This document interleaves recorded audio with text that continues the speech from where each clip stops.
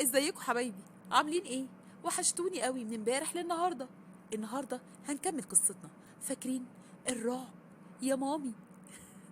بس قبل ما نبدا قصتنا لازم نسمي بسم الله ونصلي على النبي.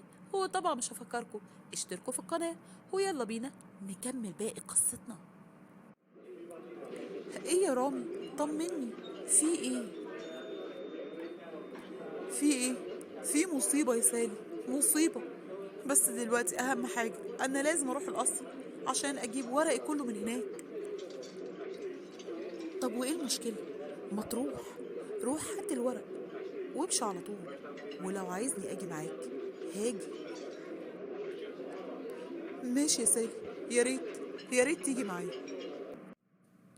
هو فعلا رحت القصر أنا وسالي، ولقيت القصر شكله حلو قوي زي ما شفته أول مرة. وطبعا حاولت أبين لسالي إني مش قلقان خالص، وقلت على فكرة أنا عرفت كل حاجة ومش قلقان، مش قلقان خالص.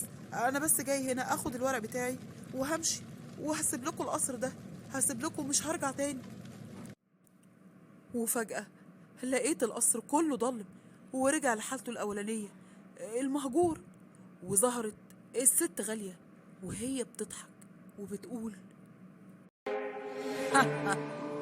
انت فاكر ان انت تقدر تعمل لنا حاجة اصلا؟ انا مش هسيبك تخرج من هنا، انت اقرب واحد ليه وهو اللي عمل فينا كل ده. انا مش هسيبك. جرى إيه يا رامي باشا؟ انت فاكر ان احنا هنسيبك؟ جدك هو السبب في كل ده، هو اللي قتلنا. ايه يعني لو كان ادانا ربع اللي عنده، ما كان زماننا دلوقتي كلنا عايشين. سالي، سالي، خليكي هنا جنبي، ما تبعديش. لكن فجأة وأنا بكلم سالي وببص عليها لقيت وشها اتحول وبقت واحدة تانية خالص، نادية. لقيتها نادية وبتضحك وبتقول: هي لسه فيها بتقول؟